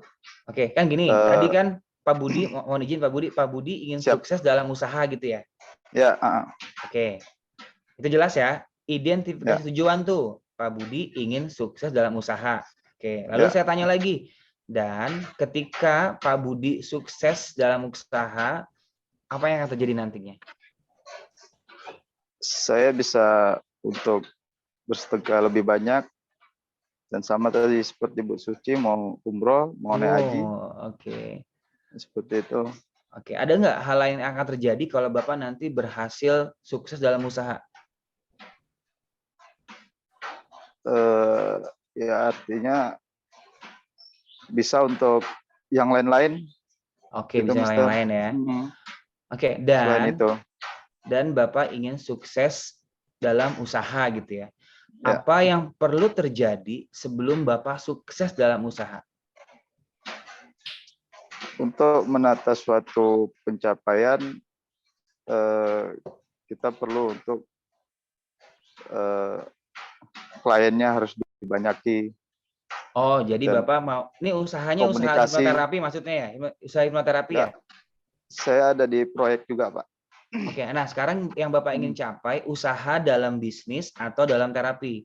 Jadi kalau usaha dalam bisnis, dalam proyek, apa yang perlu terjadi agar usaha Bapak itu di dalam proyek itu berhasil? Tadi kan yang pertama, apa? Agar Bapak bisa berhasil dalam usaha Bapak, proyek itu, Bapak perlu ngapain aja sebelumnya? Saya harus untuk bekerja sama lebih banyak lagi. Kerjasama lebih banyak lagi, lalu apa lagi? Ya harus belajar lagi komunikasi seperti ini. Harus belajar lagi komunikasi seperti ini, apalagi yang perlu terjadi agar Pak Budi bisa sukses dalam usahanya? Ayo, apalagi? Ya, udah belajar gitu, Pak. Belajar ya? Belajar. Oke, dan ketika Bapak berhasil dalam bisnis dan usaha, dengan rencana tadi Bapak belajar lagi, komunikasi, banyakin klien, lalu apa yang akan terjadi selanjutnya, Pak? Selanjutnya ya kita tinggal untuk bisa menikmati bahwa itu bisa sedekah lebih besar lagi, bisa untuk umroh yang tadi saya sampaikan, haji seperti itu. Oh, jadi impiannya itu ya, Pak. Mungkin Pak, apakah mungkin tadi Bapak ketemu sama orang, banyakin klien, belajar dan ngomong lagi, itu bisa terjadi Pak? Itu pilihan terbaik agar bisa Bapak sukses untuk mencapai usahanya? Ya, memang kalau untuk kita di dalam bisnis, klien harus diperbanyak lagi. Baik, baik. Oke, dapatkah hal itu terjadi saat ini, Pak, sekarang? Saat ini lagi mencari relasi-relasi yang lebih banyak lagi, dan itu insya Allah dapat. Amin. Oke, sekarang sudah tahu, Pak, maksudnya tahapan-tahapannya bagaimana ketika ingin di coaching? Mengidentifikasi tujuan. Karena tadi Bapak belum jelas nih, akhirnya saya arahkan. Nggak apa-apa. Diidentifikasi tujuannya dulu, lalu memilih tujuan. Oke, kalau terjadi, akan terjadi apa gitu. Gitu ya, Pak? Coba kita praktek lagi sama Bu ini ya, Bu Ning ya. Tepuk tangan buat Pak Budi, terima kasih. Ya, makasih Mister. Terima kasih. Ayo Pak Bu Ning. Wah, long time no see nih Bu Ning nih. Luar biasa nih Bu Ning, pembelajar juga nih. Belum, masih di mute, Bu. Ya. Terima kasih Mas Rizky. Begini. Gimana, Bu?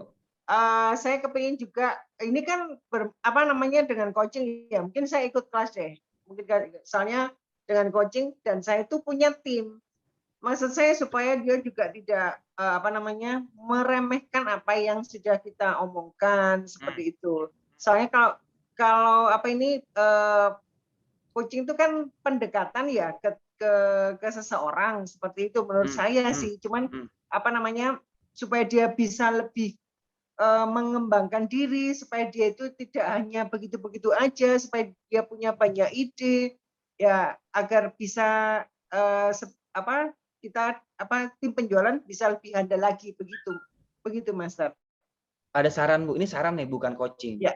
Ikutin kelas NLP practitioner sama IHC, Bu. Enggak, bercanda.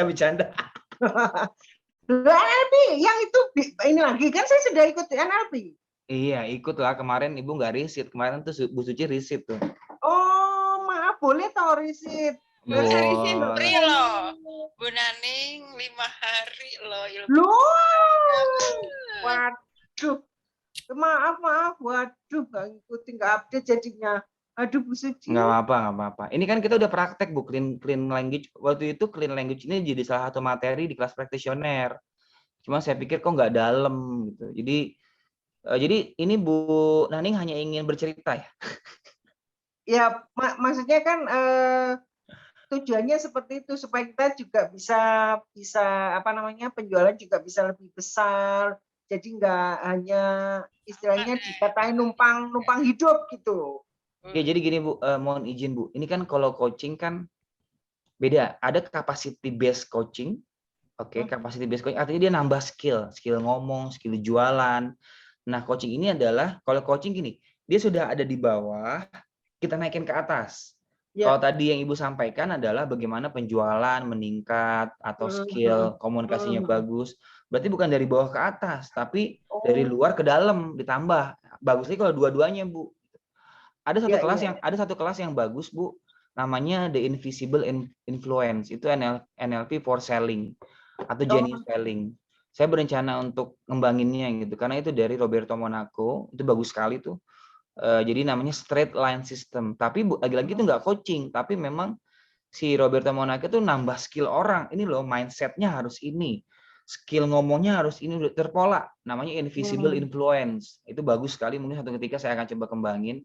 Tapi kalau coaching ini yang kita akan pelajari lebih ke psychological coaching. Bagaimana orang akhirnya tahu, ya ini kemampuan aku untuk mencapai itu. Berarti kalau aku pengen yang di sana, kan gini, misalkan Bu Nani tinggal di mana, Bu? Di Surabaya.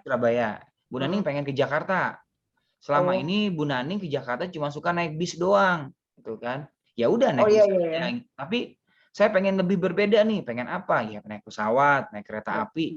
Kan berarti nambah investasi kan, entah itu investasinya dari beli tiket. Nah, ini sama kayak coaching yang kita akan gunakan di clean language itu lebih ke psychological coaching, pendekatan terapeutik gitu, trauma dan segala. Tapi bukan trauma yang mendalam ya.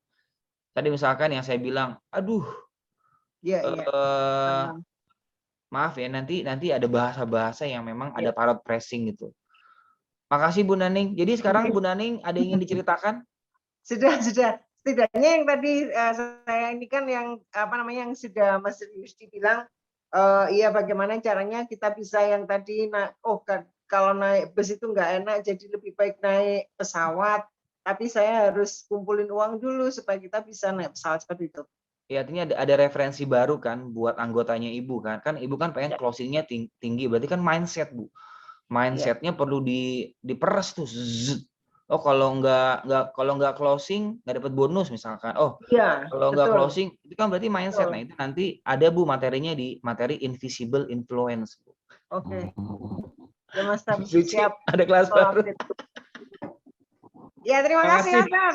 Malam. Makasih Bu Ya. Nani. Makasih. Oke. Mungkin ini sederhana aja, nanti di kelas yang lebih dalam tentu akan lebih banyak gitu kan. Di 2 hari itu nanti ini topik yang akan kita bahas, fondasinya, manfaatnya, lalu ini ada nanti kita akan bahas secara mindset ya. Ini ada banyak nih bocoran, matriks. Oke. Oh, ini nih, bocoran ya. Tuh set. Oke. Stop.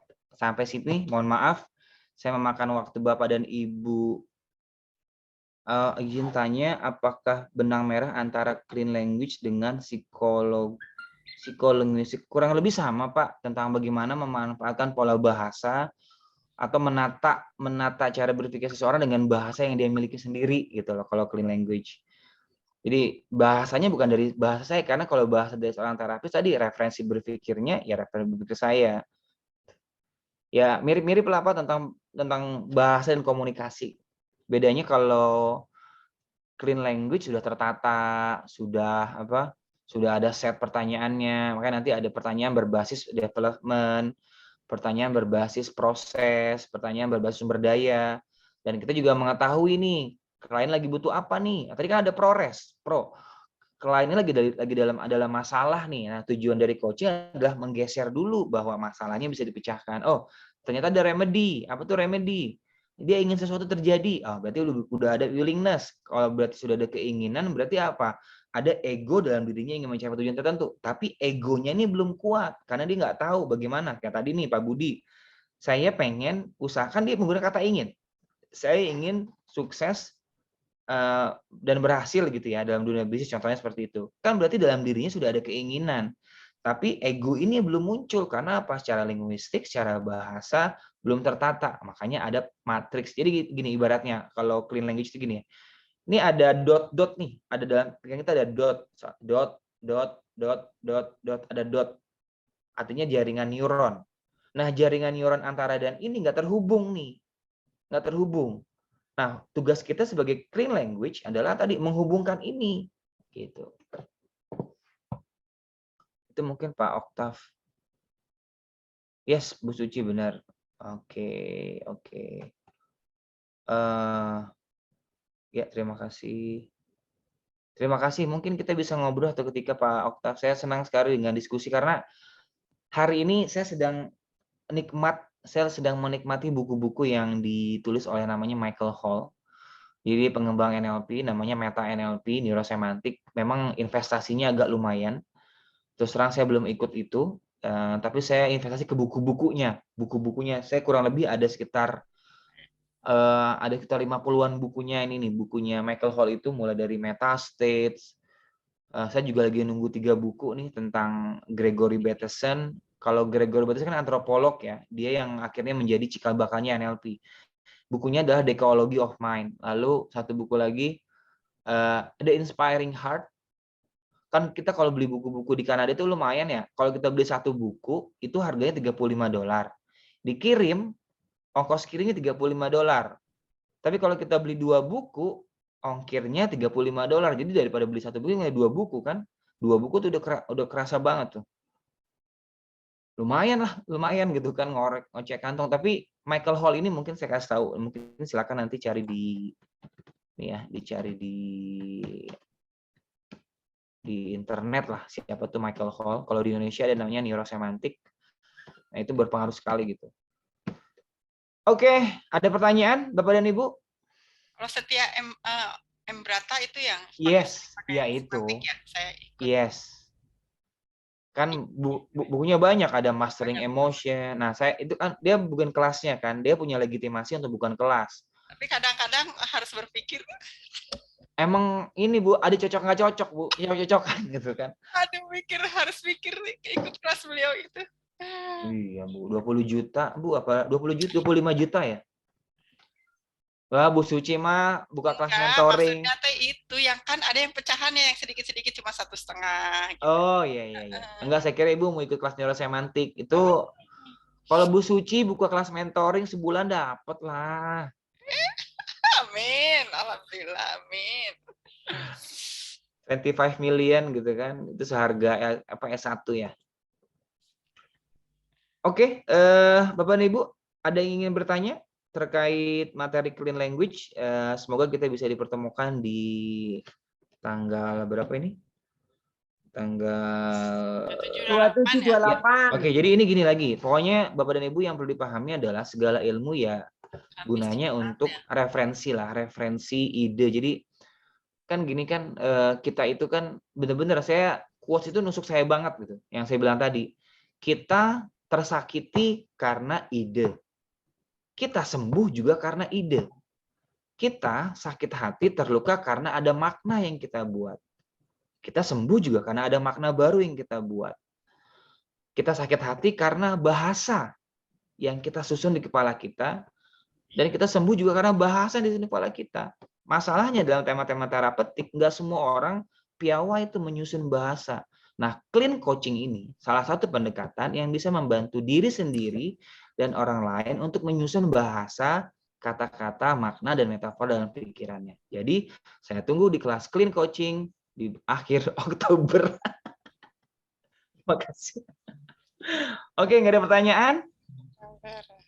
Tuh. Yang Kalian kemarin bisa belum belajar ulang ditambah lagi ilmunya nih. Hah? Yang kemarin kan belum masuk semua. Enggak, kalau yang waktu itu enggak saya sampaikan. Memang yang tadi aja Bu, yang identifikasi, memilih itu aja. Kalau yang 2 hari itu nanti lebih dalam lah. Nanti juga ada kajian khusus kan, kayak di grup yang NLP4 Framework kan ada kajian khusus Bu. Maksudnya materi-materi yang ternyata ini bisa dimanfaatin. Iya tadi Bu Cahyani mau tanya ya? Iya. Gimana Bu? Gini, contoh coach hipnoterapi ya, tulisannya kan coach hipnoterapi. Tapi apakah hipnoterapi itu kan menangani masa lalu ya, sementara coach itu kan menangani masa depan gitu ya, memotivasi untuk ke depan. Untuk tulisan itu apakah sesuai dengan ya itu tadi, itu kan 2 hal yang berbeda ya. Iya. Mohon inputnya. Iya, saya sepakat. Karena gini, terima kasih Bu, di Amerika sedang berkembang kan life coach gitu kan. Jadi kalau kita masuk ke dalam konteks life coaching, ya berarti dia juga akan menangani tema-tema yang past time atau future time. Ya fleksibel lah. Jadi kenapa sih orang akhirnya di Amerika sudah memberanikan diri branding dengan nama-nama life coach? Karena memang holistik. Ya tadi ada hipnoterapinya, ada NLP-nya, ada energinya, apalagi chakra sistemnya holistik. Jadi penggunaan kata-kata life coach ya berbasis holistik. Jadi dia ngomongin masalah. Karena gini, kadangkala ketika kita ingin ngomongin masa depan atau goal oriented, masih ada masalah yang belum selesai di masa lalu. Makna misalkan. Nah, kita kan perlu gali itu. Bukan berarti juga kita ngomongin future enggak. Saya juga merasakan hal itu. Dulu kan ngomongnya, kita tabu nih ngomongin masa lalu, traumatik nggak boleh. Karena coaching nggak ngomongin. Saya pikir, ya kalau misalkan cuma coaching doang, ya memang nggak pas. Ya saya tambahkan dengan hipnoterapinya. Boleh kan? Artinya kan kita holistik kan. Jadi nggak cuman pegang dalam satu konteks aja, ngebantulah. Ya kita ngomongin regresi, boleh. Karena apa? Regresi kan cari akar masalah kan. Bagaimana tadi kata-kata, bahasa, makna, keyakinan terinstal. Kan gini, fobia, takut, terus sesuatu itu kan punya umur, kan punya pengalaman pertama, first experience. Nah, pengalaman pertama itu bisa jadi terjadi maladaptif di mana? Ya ketika di SMP misalkan, saya itu nggak bisa bicara di depan publik, nggak bisa public speaking. Nah, SMP gitu kan, dia ngomong kayak gitu tuh, aku tuh nggak jago ngomong. Terinstal, melekat. Jadi istilahnya di dalam pikiran bawah sadar tuh udah bukan lagi kayak more, tapi dia udah more karatan. Ngebukanya bukan cuma di ini doang, perlu di glek itu hipnoterapi. Di SMP dia bilang sama dirinya, namanya early maladaptive schema. Dia bilang, aku tuh nggak bisa ngomong depan publik. Terinstal bertahun-tahun. Tiba-tiba di usia SMP, di usia di usia dewasa 36 tahun dia bilang, saya ingin piawai ngomong di depan public speaking. Kan kontradiktif. SMP dia punya belief yang nggak memberdayakan, saat dewasa dia punya oriented. Nah, kan kalau kita bicara umur, mana yang lebih tua? Ini yang lebih tua kan, pikiran bawah sadar. Biasanya yang lebih tua akan kuat, ini akan kalah nih. Nah, berarti ini bisa nih kita pandu untuk naik, tapi di sini belum beres. Nah, makanya butuh hipnoterapi. Untuk apa? Beresin ini. Butuhnya apa? Ya gestalt, butuhnya apa? Regresi, butuhnya apa? New meaning experience, reconciliation. Jadi saya pikir ya boleh coaching, nambah skill, nambah capacity, tapi ini kalau nggak beres ya bahaya. Kita tahu kan, pikiran bawah sadar dan pikiran sadar lebih tua. Kalau di gestalt namanya apa? Nih, underdog, ini top dog. Top dog itu secara sosial yang bilang, oh kamu harus gini. Underdog bilang, oh aku nggak bisa. Nah kalau kita nggak beresin ini, Irma. Siap Bu Irma, siap Soli. Ya benar itu coach. Seperti tadi siang ya, ada anak SMA yang tadi semangat banget tiba-tiba ngedrop. Ya semangat. Orang tuanya suruh apa sih? Ketemu saya konseling tadi via video call ya. Nah, setelah digali ternyata kan dia masih ada luka batin waktu SMP. Yeah. Nah, ketemu di reuni. Jadi akhirnya kan kebuka lagi nih. Bully-bullyingnya dia, perlakuannya dia, bahkan pernah ditendang dan segala macam. Nah, akhirnya di situ dia kayak nggak punya semangat untuk belajar. Terus ya ada sedikit coaching lah di situ. Harapannya apa? Terus setelah terapi juga kan. Terapi luka batinnya, mental block-nya. Nah, akhirnya kan di situ jadi ada dua ya, coachingnya juga jalan untuk biar dia tetap semangat belajarnya, kemudian tetap lakukan terapi luka batin dan mental block-nya. Jadi ya holistik. Jadi menurut saya benar statement teman-teman di coaching yang bilang kita nggak boleh bongkar-bongkar masa lalu, ya benar. Kita nggak boleh directing, nggak mengarahkan, ya benar dengan pendapat itu. Tapi kan gini, sebagai seorang pembelajar gitu kan, nggak ada salahnya juga kita modifikasi. Kan maksud saya, semakin banyak kita punya referensi untuk ngebantu orang lain, kan saya lebih suka pendapat ini dari Bandler. Apa yang bisa dilakukan dan membuat orang itu sembuh, ya gunakan itu. Karena kalau pakai clean coaching, itu orang yang kata dia Ibu pakai Cartesian method, tadi ketika pertanyaan keempat, Bu Suci bingung, apa nih gitu kan. Oh, berarti nggak dapat nih kan, nggak bisa dipaksain kan. Ya. Ingat tadi, apa yang tidak akan terjadi kalau Ibu tidak ikut clean coaching?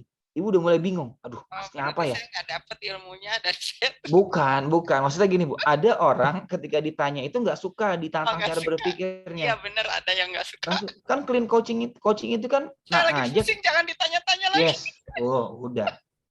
Besok-besok nggak dapat lagi, Bu. Udah deh, jangan sama Bu Suci deh. Kenapa? Bu Suci tuh bikin saya mikir. Orang kan nggak mau mikir. Orang nih, ada orang yang suka kayak gini. Udahlah, aku suruh ini aja. Kamu nggak apa-apa deh, suruh aku matanya merem, terus aku masuk ke deep trance, kamu induksi, dan sudah sih ada Bu kayak gitu Bu. Ada, nggak mau mikir. Coba gini, kita ketemu klien, saya Bu pernah ketemu klien yang nggak tidur secara sempurna 3 hari 3 malam. Kita coaching, gimana dong? Orang tuh stres kan, dia pengennya apa? Ya relaksasi kan. Jadi maksud saya, semakin kita punya referensi untuk memberikan help lah ke orang lain, ya semakin bagus. Oh, orang ini punya ego strength yang bagus nih, tinggal dinaikin aja kapasitas egonya. Ya kita pakai clean coaching. Buat apa? Karena kalau kita egonya yang kita naikin, nanti jadi emergent knowledge. Jadi kalau tadi pertanyaan sama Bu Cahyani, bagaimana dengan pendapat itu? Ya saya sepakat dengan keduanya gitu. Tapi alangkah lebih baiknya kalau kita sebagai pembelajar, ya kita memaksimalkan apa yang memang sedang berkembang gitu. Contoh nih, satu lagi nih yang sedang saya baca dari Michael Hall, dia bikin buku namanya Metaterapi. Itu asik banget Bu, asik banget. Karena kayak gitu, dia suka baca buku, dia suka tulisan gitu kan, sama kayak saya gitu. Wis, udah deh, kita nggak selesai. Iya, terima kasih Bu Cahyani, Mas Opan, udah Bu Suci. Kita ketemu Bapak dan Ibu. Terima kasih. Kalau ada yang mau ngobrol soal hipnoterapi, NLP juga di grup saya dengan senang hati, terbuka dengan diskusi. Saya suka gitu kan ngobrol. Hanya memang waktu-waktu mungkin kalau pulang sekolah kayak kemarin Bu Cahyani itu. Ya. Izin satu lagi boleh, Kot? Boleh gimana Pak? Jadi ini kan di dalam dunia lapangan ini, kalau Kot sendiri itu lagi ada misalnya lagi tidak stabil, apa yang dilakukan coach? Izin bagi pengalaman cepat. Stabil secara emosi maksudnya? Iya. Kalau saya baca buku, Pak. Saya baca buku atau ngobrol sama orang, Pak. Kebetulan gini, Pak. Saya tuh ngajar, sehari itu ngajar bisa hampir kayak gini. Saya sebagai kepala keluarga, suami, dan juga sebagai guru gitu kan. Dan saya sehari itu bisa ketemu orang tuh bisa hampir 100-an karena di satu klaster kompleks dunia pendidikan. Jadi memang ketika saya lagi nggak dalam kondisi yang stabil secara mental, saya baca buku gitu. Atau grounded, kayak kemarin saya naik gunung Lawu gitu kan, itu dibutuhkan. Grounded lah. Kan namanya kita juga kan butuh buat cerita gitu loh kan. Kebetulan saya termasuk teman-teman yang mengamati gitu. Oh, sekarang kayaknya waktunya saya nggak ngomong nih ya, saya diem. Atau tadi releasing, karena banyak sekali buku yang saya baca, ya saya buat dengan tulisan. Tapi saya lebih suka baca buku, Pak, sama grounded lah, Pak. Jalan, healing, ke mall, Pak. Sama dong. Atau nonton Netflix, Pak. Sama. Iya, Pak. Iya. Makasih, Coach. Makasih. Atau stalking, Pak, stalking. Atau gini, Pak, saya lihat gosip sekarang lagi berkembang, Pak, tentang Rizky Bilar sama Lesti. Kenapa? Ya saya lihat karena ternyata ada orang yang hidupnya lebih menderita daripada saya kan. Iya. Seorang penyanyi itu biar dia nambah miliaran ya.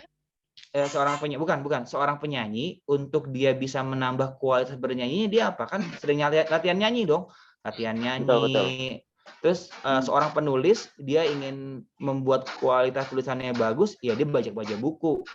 Seorang hipnoterapis atau life coach ataupun apa, dia ingin punya banyak kaya dengan tema-tema terapis kayak apa? Sering baca masalah-masalah orang.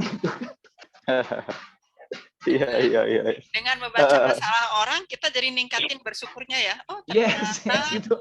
Orang lain, masya Allah, masalahnya segitu banyaknya. Tapi bukan walk the talk ya berarti, Coach ya? Bukan walk the talk maksudnya? Ya artinya yang talk itu kan yang berbicara dan mengerjakannya. Oh iya boleh nggak usah gini kan referensi masalah orang lain kan jadi kan berarti kalau nanti Bapak akan ketemu sendiri nggak caranya lah. Ya walk the talk juga, Pak, maksudnya grounded, Pak, maksudnya nggak segini. Saya merasa gini. Nanti coba baca bukunya Work with Shadow Work, itu dari Carl Gustav Jung. Dia bilang gini, orang itu punya sisi gelap. Sisi gelap itu adalah saat kita dipuji, saat kita di apa gitu. Nah, sisi gelap itu kalau dia nggak dikasih ruang, nggak dikasih tempat buat berekspresi, bahaya. Contoh nih, mohon izin, tahu kejadian ada sebuah ustadz di sebuah pesantren yang melakukan sexual abuse kepada santrinya? Iya. Itu banyak. Yes. Maksud saya gini. Kita punya sisi gelap. Saya punya sisi gelap gitu. Saya bukan orang yang benar juga, Pak. Saya juga orang yang kayak gitu ya. Ya, sisi gelap itu adalah bagian dalam diri kita yang akan muncul, dipuji. Lalu ketika sisi gelap itu nggak dikasih ruang, apa yang terjadi? Dia akan cari celah untuk berekspresi. Kalau dia dikasih tempat yang nggak pas, dia akan cari orang yang lemah. Itu yang terjadi di pesantren itu. Mohon maaf nih, sekarang baru terjadi juga banyak kejadian lah ya. Ada tokoh-tokoh yang dia sudah naik daun, tiba-tiba sisi gelapnya nggak dikasih ruang. Makanya apa? Saya punya sisi gelap. Saya naik gunung, grounded, saya main game, stalking, tetap itu cerita. Apa saya butuh gitu. Jadi kan sisi gelap itu karena apa? Nggak stabil itu karena apa? Sisi gelap nggak dikasih ruang. Makanya kalau kata Sigmund Freud ada dua. Jadi seorang hipnoterapis itu dia harus punya hobi yang apa? Melepaskan it-nya. Apa tuh it? Kebutuhan dasarnya, libidonya. Ya main, gerak, olahraga, apapun itu. Itu yang pertama. Terus yang kedua, seorang hipnoterapis nggak tertawa karena defense mechanism terakhir apa? Humor. Kalau hipnoterapis nggak punya humor, kayak saya ini serius gitu kan. Nggak bercanda. Makanya saya ketawa terus. Oh, jadi seriusnya saya tertawakan Ibu ya gitu. Oke, udah Pak Budi, nanti kita ngobrol lah di WhatsApp. Pak Budi di grup mana? Bimbel 1 atau Bimbel 2? Saya masih 1, Coach. Bukan, kan ada grup WA yang bimbel kan, bimbel 2. Bapak yang di mana? Atau di grup Medan? Grup Medan. Oh, Bapak nggak ada di grup bimbel? Bimbel saya ngikut aja orangnya, Coach. Oh iya udah, iya nggak apa-apa. Heeh. Oke, Oke, ini Coach. ada. Makasih ya Bu Suci, makasih udah mau menemani ngobrol. Ya, Bu Suci makasih. Bu Suci ini kalau dikorek keluar semua, bener. Saya suka ngobrol sama Bu Suci itu. Ilmunya banyak. Oh ya kan ilmu dari Coach Yusti. Apaan? Itu sisi gelap muncul. Oke, ini ada Mas Opan ya. Bapak dan Ibu, terima kasih. Silakan nanti yang ingin ikut clean coaching sebagai referensi, monggo daftar ke admin IHC. Mereka benar-benar ngebantu saya artinya untuk membuat tumbuh. Pun nanti saya sampaikan tadi Bapak dan Ibu kalau sudah di IHC sebagai trainer, itu pasti ada challenge-challenge-nya. Ditantang A, ditantang B, karena sayang kalau nggak dikembangin. Wah, ada Pak Leo sekarang ini. Selamat malam Pak Leo, juga pembelajar nih. Saya sisi gelap hari ini ya. Oh, sisi gelap. Bu, dikasih ruang Bu sisi gelapnya Bu. Main Bu, nge-mall Bu, nggak apa-apa. Kasihan kalau nggak dikasih ruang gitu kan. Itu dari kajiannya Gustav Jung. Oke, Mas Opan, saya tutup ya Bapak dan Ibu. Mohon maaf jika ada kesalahan. Lagi-lagi saya makhluk kasar bukan makhluk halus. Jadi kesalahan mau dari saya sebagai manusia dan sebagai pribadi. Terima kasih sudah mau diskusi, ngobrol bareng. Semoga kita dipertemukan di pertemuan selanjutnya lagi. Salam sehat, salam bahagia. Wassalamualaikum warahmatullahi wabarakatuh. Waalaikumsalam. Makasih, Coach. Terima kasih semuanya. Salam sehat. Baik, kita lihat bareng-bareng ya Bapak Ibu ya. Sampai ya, silakan Mas. Dan untuk Bapak Ibu yang ingin daftar, silakan seperti kata serius tadi, bisa hubungi admin IHC ya Bapak Ibu ya, untuk daftar kelas yang Master Yuji untuk yang di akhir Oktober ini Bapak Ibu. Baik, cukup sekian untuk kelas presi pada malam hari ini. Sekian, Assalamualaikum warahmatullahi wabarakatuh. Waalaikumsalam warahmatullahi wabarakatuh. Kita lihat bareng-bareng ya Bapak Ibu ya.